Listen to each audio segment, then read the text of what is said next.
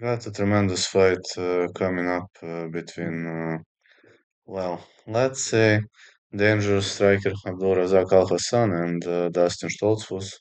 I'm really much looking forward to this. I believe Abdulrazak Al Hassan could really knock this guy out, could really go for all or nothing in TC. But on the other side, we've got a really tremendous performance of Dustin Stoltzfus. He's looking strong, powerful, decent, and I have a feeling that Dustin Stoltzfus could get the job done pretty much quickly. And I'm saying that Stoltzfus is really strong, and I have a feeling that he could knock his opponent out cold.